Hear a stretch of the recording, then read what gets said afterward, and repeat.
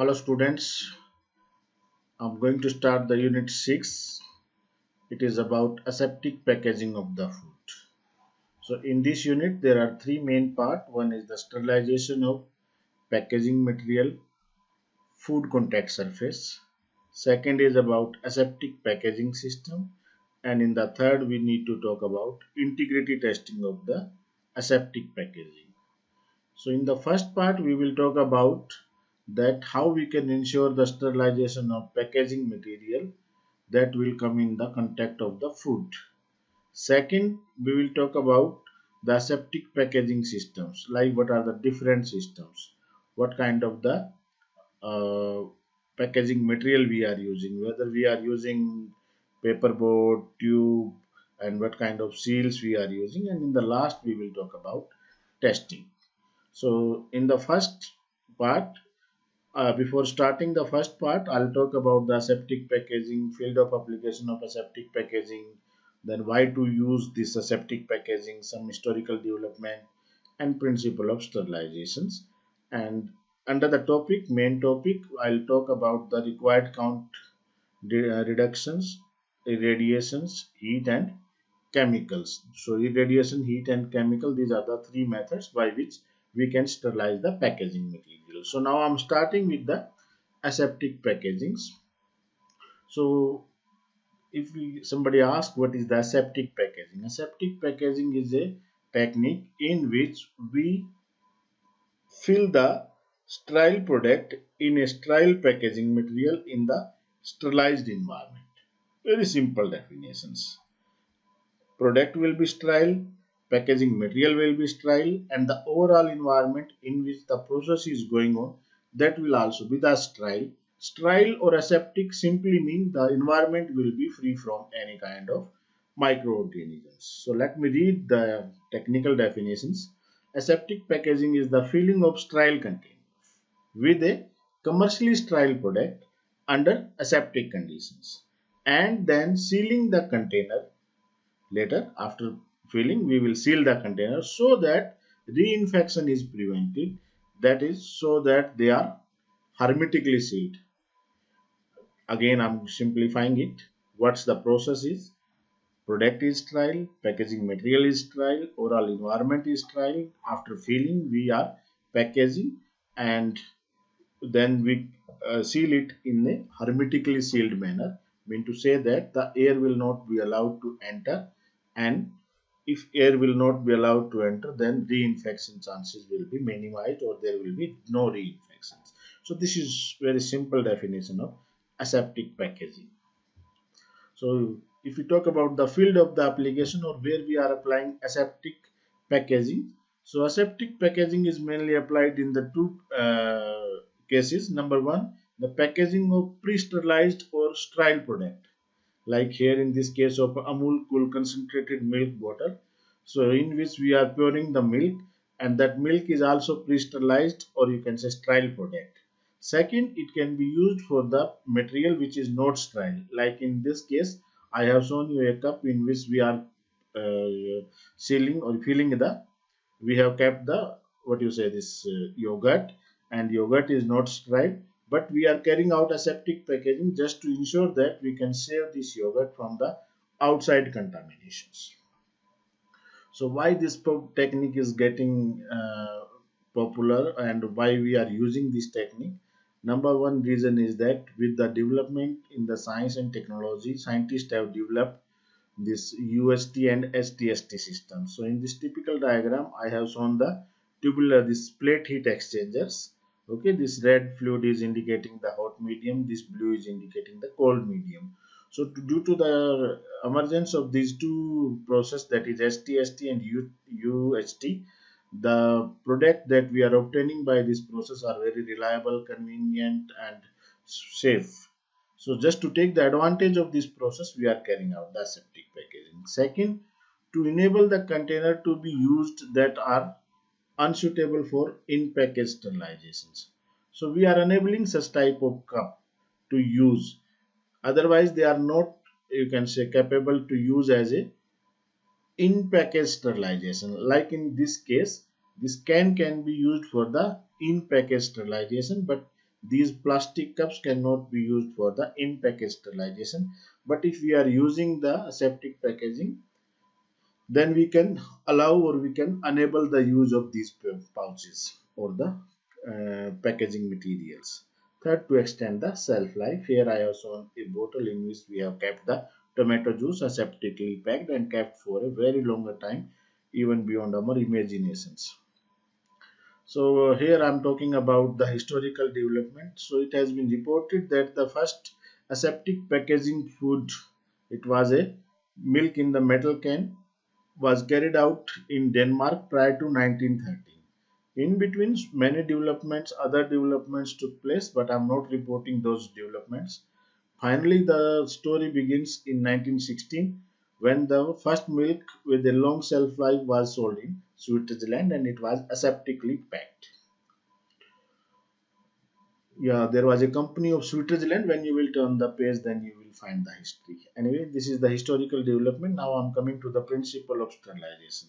So why we are using, or you can say, what is the principle of sterilization? If we talk about the STST process or UST process, the main principle of sterilization is that at the high temperatures, when we expose the microorganism to the high temperature, their genetic material get denatured or their proteinous structures get denatured. As a result, their metabolic activities, because in the inside the microorganism body there are number of enzymes which are mediating the many processes, and due to high temperature that protein gets destable, so that metabolic process stops and finally that microorganisms gets died.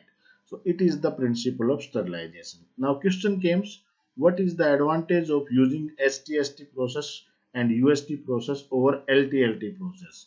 Why we use these two techniques? So everybody knows that STST process is the high temperature short time process in which we generally heat the product at 72 degrees centigrade for 15 seconds. Either in some cases it can be extended up to 6 minutes. But in case of UST process, we generally keep the temperature very high, 130 to 150 degrees centigrade, and the time of exposures generally we keep from 2 to 8 seconds. Now I'm coming to the Z value. Z value is, I think, will not should not be a new term to you guys. Z value is what? Z value, see, let me give you one example. For example, you have one can. In that can you have taken cheese, and from microbiology experiment you came to know that this initial microbial load of this cheese is 1000 microorganism or 1000 CFU per ml or per gram. So we can say that the initial microbial load of the can is 1000. Okay. So when we heat it at a constant temperature, then there will be a reduction in the microorganism number. So to define that reductions, we generally use a term that is known as D value. D value is simply the time in minute required to reduce the total population by 90%. Meaning initially we were having 1000 microorganisms, and after some time 900 microorganisms will be killed and only 100 microorganisms will be left over. So the time taken by the process to inactivate or to kill the 900 microorganism is known as D value. Fine. Now our population has reached from 1000 to 100 because 900 have already been destroyed.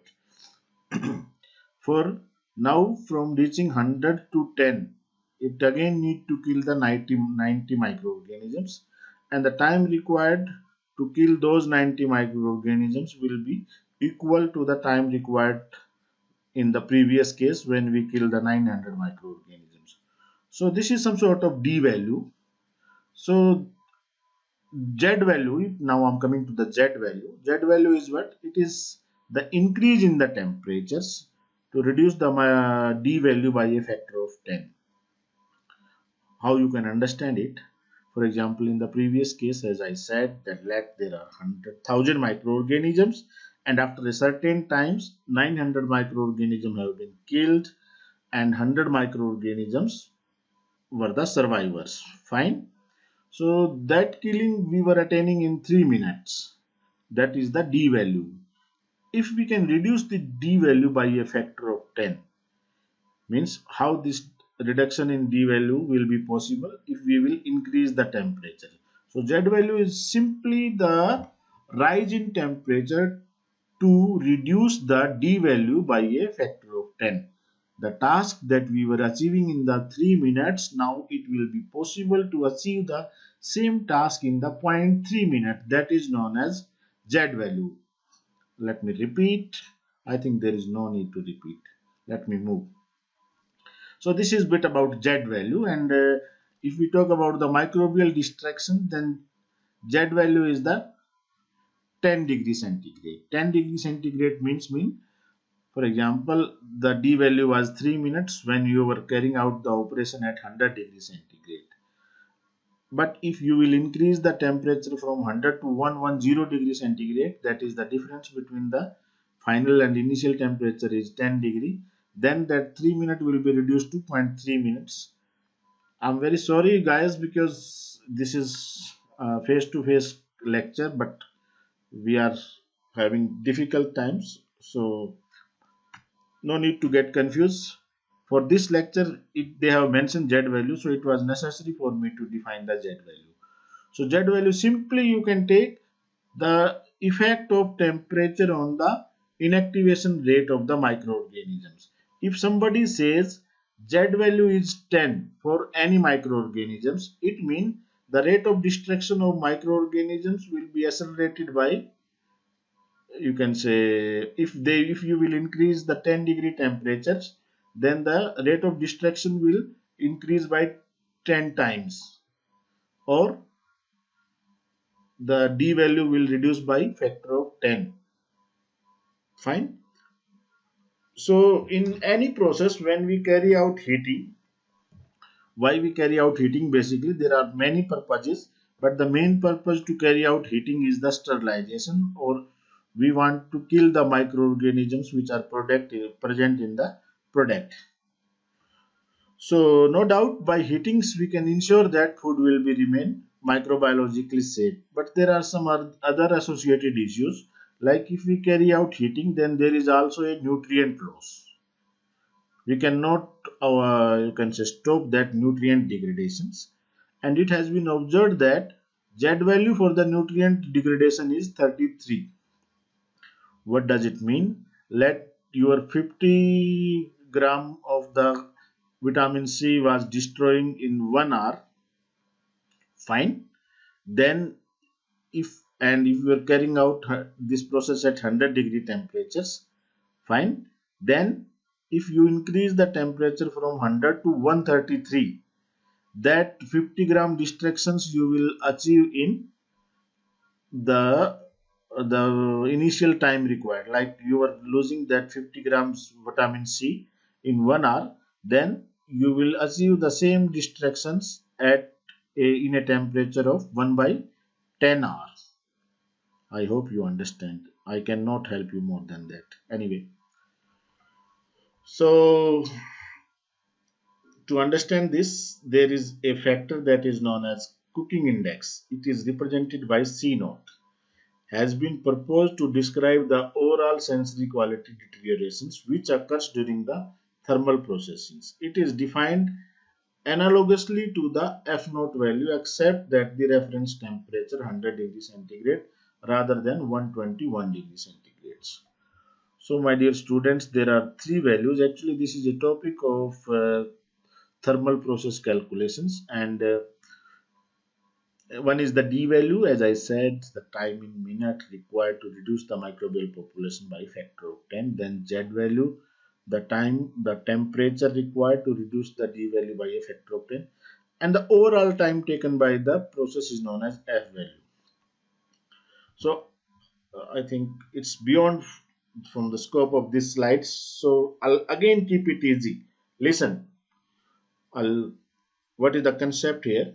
Concept is that if you carry out the process at LT-LT conditions, then there is more nutrient degradations, and if you carry out the process at ST-ST and UST conditions, then the product degradations is not that high. Why so? Because if you wish to achieve this F10 value equal to 10, then the C naught value will be 330 to 300 in case of LTLT process. But comparatively, if you wish to achieve the value of F naught equal to 10 at a high temperature, then the value of C naught will not be that high as it in case of LTLT. It will remain up to 1 to 10. So this low value of C naught is indicating that the nutrient degradation in the HTST process is less in comparison to LTLT process. It's all about from my sides. If you wish to read in detail, you can call me, you can ask me anyway. So there is a problem of heat resistant enzymes. See here there is a problem of heat resistant enzymes.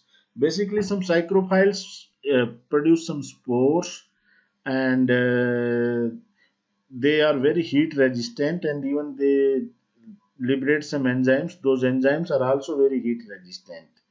So in the UHT processed product, there can be only one problems, that is due to the action of the proteases. Sometimes it gets, means it imparts bitter flavors. Next, here you can see, yeah, focus here. This is the temperature, and here it is the time. So it they are trying to explain the LTLT with this value. When this LTLT is, means you are carrying out the process at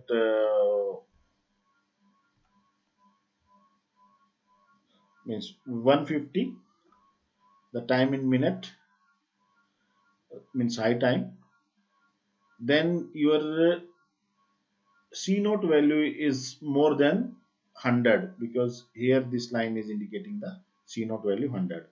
As you are keeping the time short HTST, see here there is a minimum C naught value. C naught value is equal to 1. Here it is C naught equal to 10. So in case of STST and UHT, the C naught value is 1. Higher the C naught value, higher will be the nutrient degradations. So this C naught is indicating 10 raised to power T minus 100. So in case of F, it is 121. That again a different story. I will not talk about that. Simply you can take like that. If the C naught, if the LTLT process is there high, then C naught value is high. If STST and UST process is there, then C naught value is less.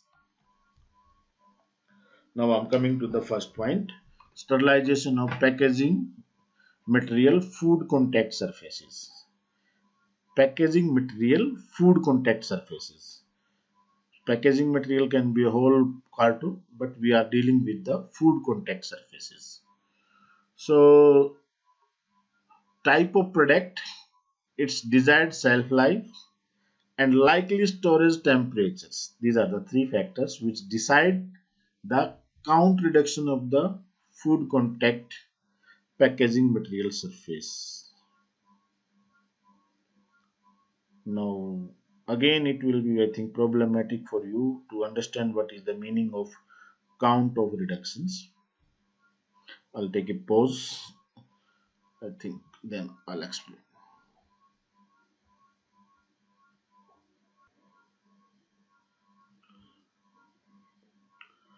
Yes, student, I'm starting the this sterilization of packaging material.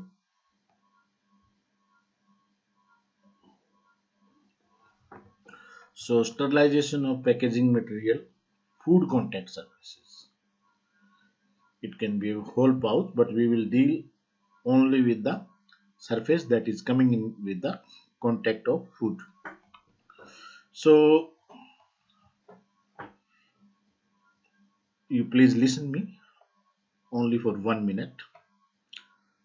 Let there are 1000 microorganisms, and after some time it is coming down to 100. After some time it is coming down to 10. So when the microbial population decrease from 1000 to 100, then we say one count reduction. And when it comes down from 1000 to 10, then we say it is 2 count reductions. And finally it reached to 1 from 1000, then we say this is a 3 count reductions. And even story can begin from 10 raised to power 6 or 10 raised to power 7. So if the initial microbial count is 10 raised to power 7 and after some time it reached to 10 raised to power 4, then we say there is a 3 count reductions. 6, 5, 4. Fine.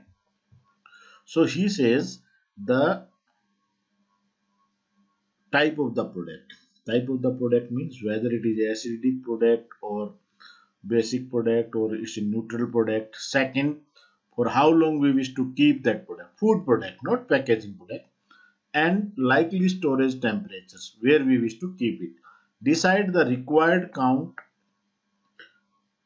reduction of the food contact packaging material surface.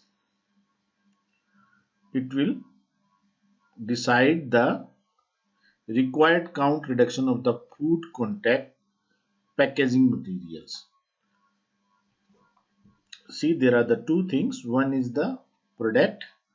Let you are in one case you are going to package the water, and in the another case you are going to package the orange juice. As we know, the pH of the orange juice is less, so in that case the sterilization of the that packaging wrapper will not be that necessary as in case of water.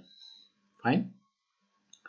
So if the pH is less than 4.5, then minimum 4 decimal reduction in the bacterial spore is required. 4 decimal reductions. 4 decimal reduction and 4 count reductions, both are same thing in the bacterial spores is required.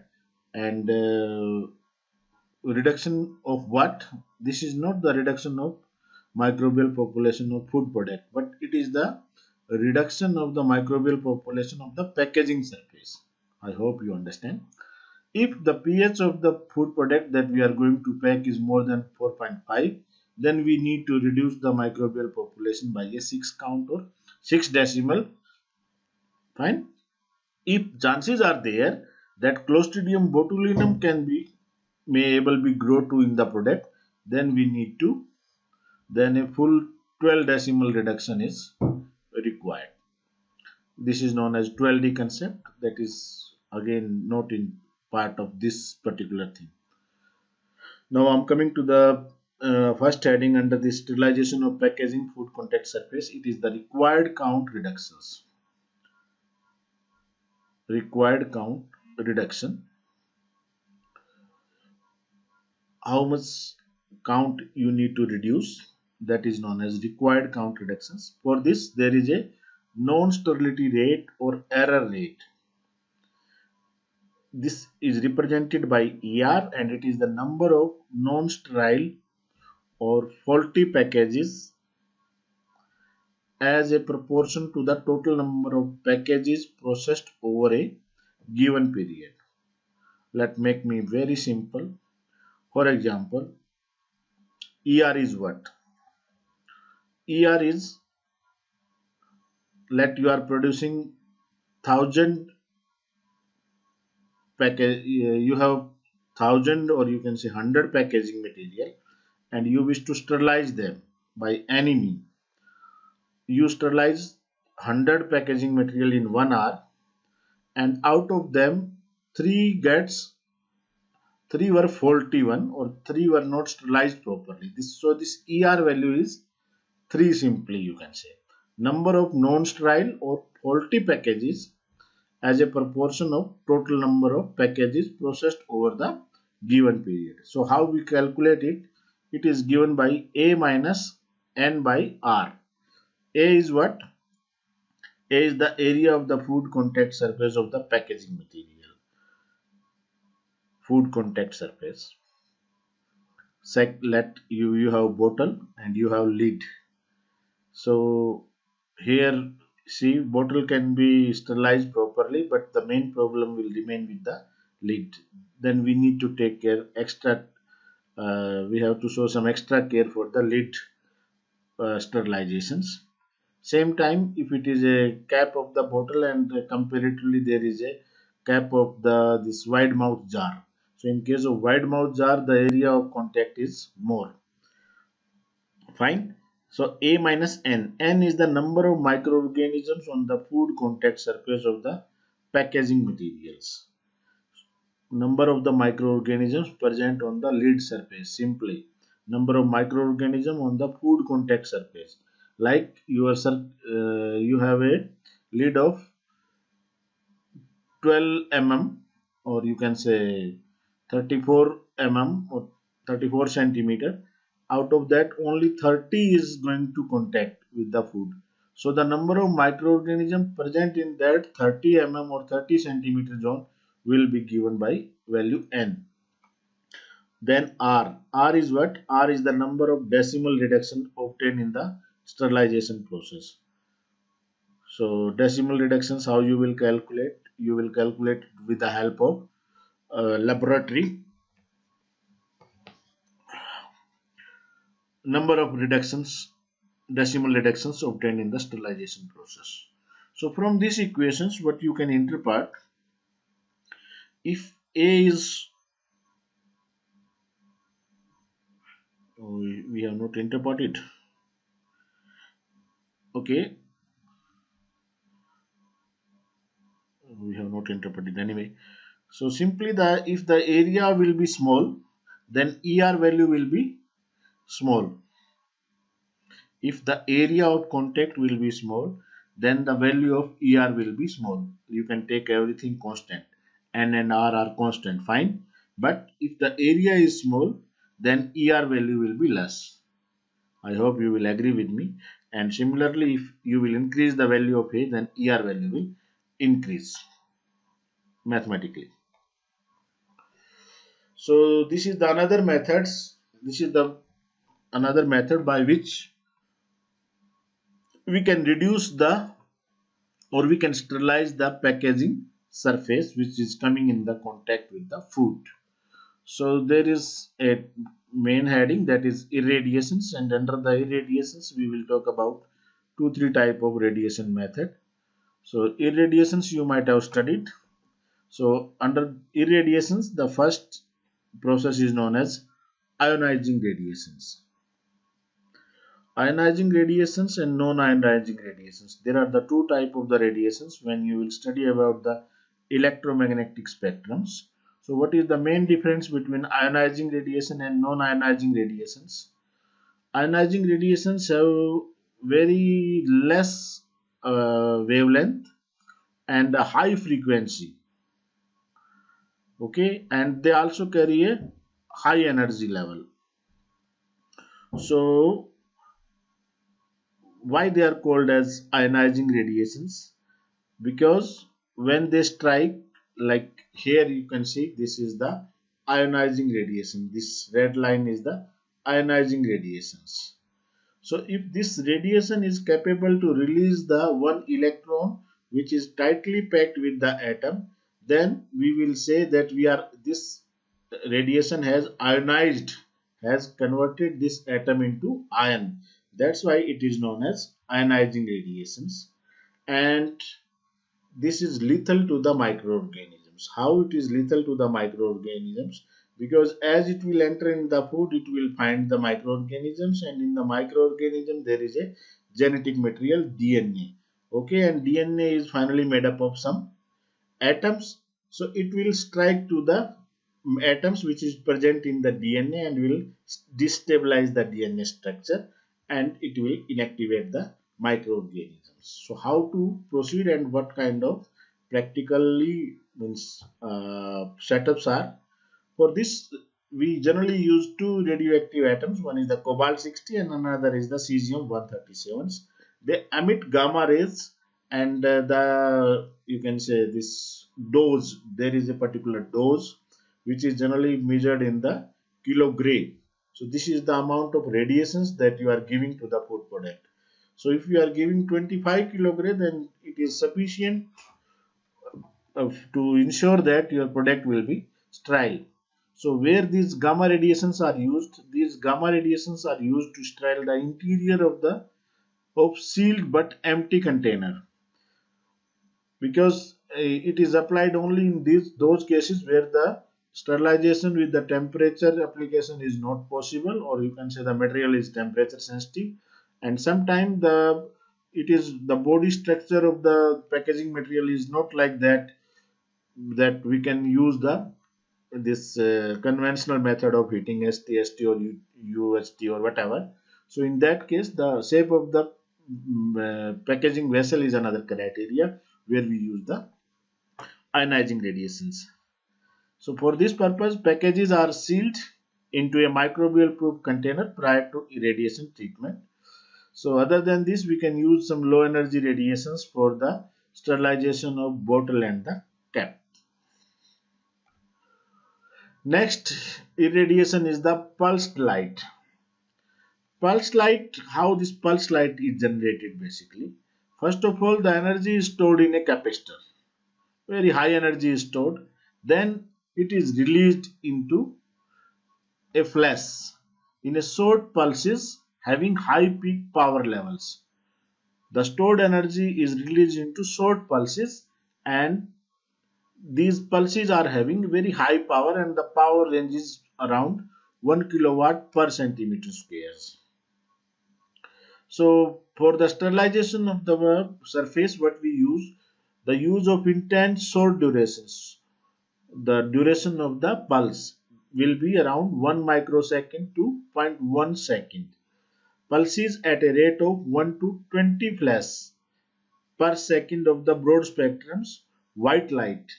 200 to 1000 nanometer is the wavelength of that white light, is used to sterile the aseptic packaging materials. Let me again tell you what the story is. Basically, we use a capacitor.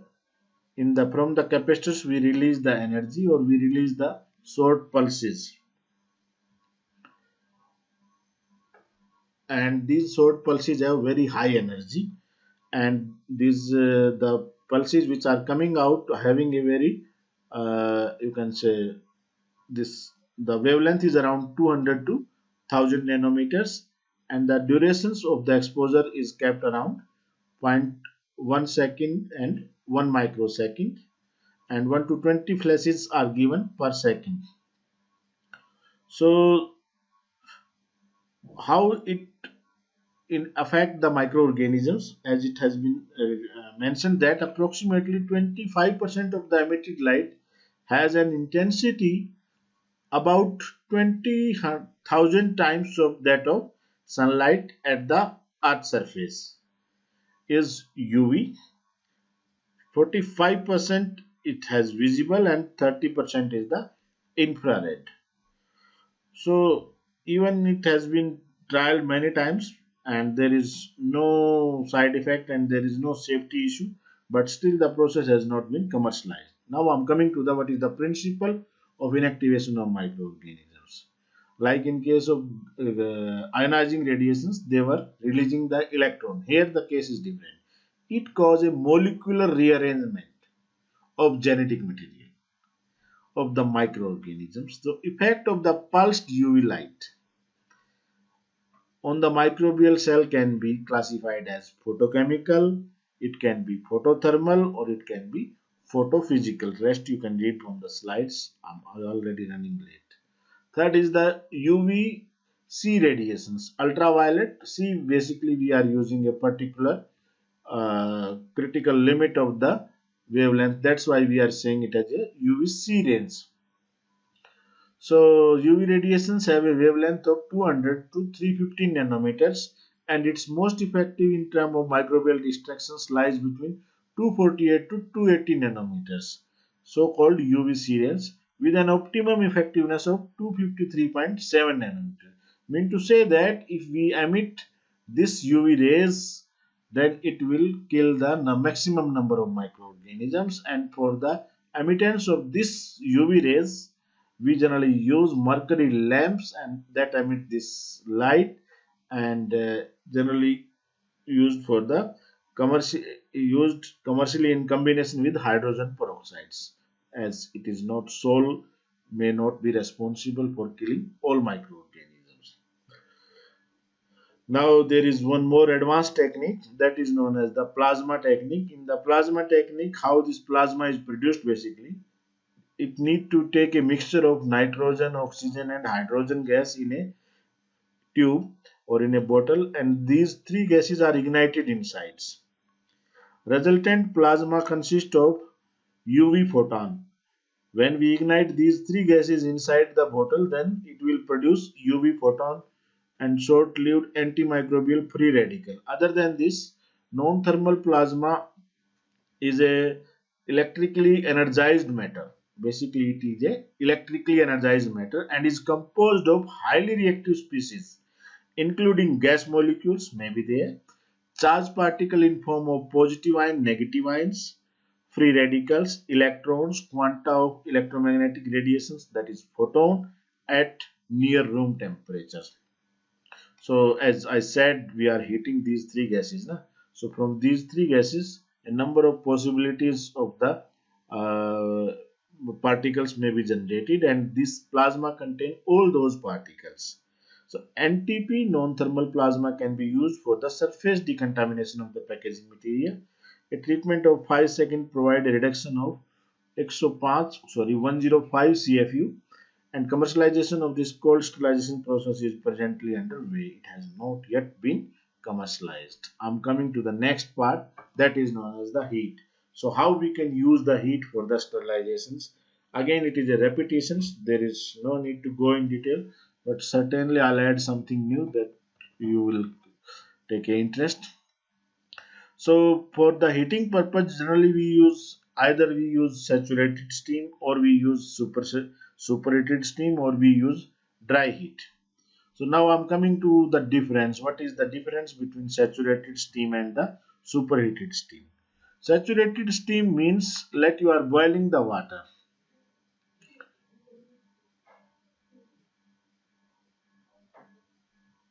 Let you are boiling the water, and the water is converted into water vapor. Fine. At a particular temperatures, that there will be no further addition of the water vapor in the that gaseous environment, or it will be the almost, you can say, in equilibrium with water. Fine. When the water vapor are in equilibrium with the water, that is known as saturated steam. Saturated, why saturated? Saturated because no further addition of water vapor is possible. Fine. So saturated steam has a wide application in the sterilizations, and generally we use this saturated steam as under pressures. We flush it inside the package, and sometime when it, you can say, lose the heat, latent heat of fusions, it get condensate, and sometime the problem of the condensation of the when the steam will condensate, it will leave the liquid behind, and if the liquid remain inside the package, then it can create the problem of dilution. Despite of all these problems, people are using these saturated steams, and there is a practical example. Immediately after deep drawing, this is a method, drawing and redrawing method, we have already studied. Molded polystyrene cup and foil lids are subjected to steams at 165 degrees centigrade at 600 kilopascal for 1.4 second for cups and 1.8 second for the lid for the sterilization purpose, and simultaneously the outer surface of the cups are, we cool the outer surface of the cups in order to limit the heating effect. This process has been shown to achieve a 5 to 6 decimal reduction in the Bacillus subtilis spores, which is a again very harmful bacteria. Now I'm coming to the next type of the steam that we are using for the this sterilization of the packaging surface. That is known as the superheated steam. Superheated steam means that let you have produced the saturated steam, and now the vapors are there. Then again further you are increasing the temperatures. So the superheated steam is that steam in which there is no scope of further increase of temperature or the heat content. That steam will be known as superheated steams. We cannot increase the temperatures beyond that particular level or beyond a particular critical level, and if that stage achieved, that will be known as superheated steam. And superheated steam was the method used in 1950 for the sterilization of tin plate and aluminium can and lids, and even the thermal conductivity of this material was a responsible factor. Other than this, some industries are using hot air, and the beauty of the hot air is that, let you are boiling the water and you are generating the steam.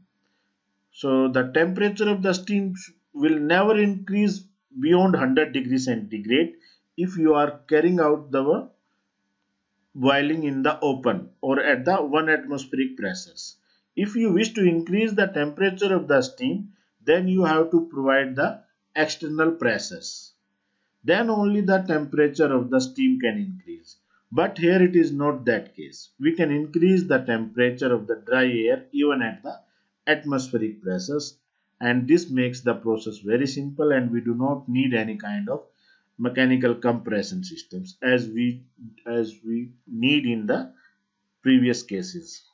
So hot air at a temperature of 315 degrees centigrade have been used to sterile the paperboard, laminates, cartoon where a surface temperature of 145 degrees centigrade for 180 seconds is reached. However, such a system is apparently only suitable for acidic product in which the pH is less than 4.5. Sometimes we use the mixture of hot air and steam. So here is example is given. A mixture of hot air and the steam has been used to sterilize the inner surface of the cups and lids made from the polypropylenes, which is thermally stable up to 160 degrees centigrade. Extrusion is another technique in which uh, you can say ensure the heating of the plastic material. During the extrusion of the plastic granules prior to blow molding of the plastic container, the temperature of 180 to 230 are reached up to 3 minutes. 3 to So during these temperatures, extrusions you may be knowing, I think you are trying to pass the material through a small orifice under the high pressures. Due to high pressure, temperature increases, and when this temperature increases, it is responsible for the decrease in the microbial count. It is appropriate to use the techniques if the pH of the product is less than 4.5. If the pH is more than 4.5, then we have to post sterilize it with the hydrogen peroxide or the para-acetic acids. Now I'm coming to the chemical treatment, and in the chemical, the main chemical is the hydrogen peroxide. But interestingly, there are 2-3 points for this. I will not read, but I'll talk about the important one. It has been noticed that either you take the concentrated solution of the hydrogen peroxides, it doesn't kill the bacterial spores. So it always need a combination of the temperatures. So now it is difficult to trace that whether the temperature is responsible for inactivation of microorganism or hydrogen peroxide is responsible. But when we use them in combinations, then it shows a very good results. Like at 70 degrees centigrade, 30% is the concentration for 6 second exposures. It can distract the most resistant spore on the packaging surface within second. Fine. Actual mechanism of the death is not fully understood for the death of resistant spores in the suspension of in the peroxide solution. I speak in against it, but story is that why these spores get distracted or was killed in the solution of peroxides. So yet till date, when this book was written, the mechanism is not clear. There is one more hurdle. The US Food Drug Administration has ruled that the concentration of H2O2 present in the food product food products packaged in the material sterilized by H2O2 must be no greater than 500 of parts per billion at the time of filling and must fall to approximately 1 part per billion after 24 hours. So there is no harm to use S2O2 actually, because after some times it is liberated in the environment, and even if you heat the product, it is liberated in the environment, if I'm not wrong. Second is the para-acetic acid, and this is represented by PAA and also known as peroxyacetic peroxyacetic acid. It is a liquid sterilant which is particularly effective against spores. It is produced by the oxidation of acetic acid by hydrogen peroxide, and the solution containing this para-acetic acid and S2O2 is effective against the resistant bacterial spore even at 20 degrees centigrade. PPA is used for the sterilizing filling machine surfaces as well as packaging materials such as PET bottle prior to aseptic packaging, with the PET bottles being rinsed with the sterile water rather than the hot water. Last topic is the verification of the sterilization process. In the verification process, what we do, we inoculate the surface of the cup or lid with a proper concentration of test organism and allow them to dry. Later, we fill the package with the appropriate mediums and we incubate and observe the growth.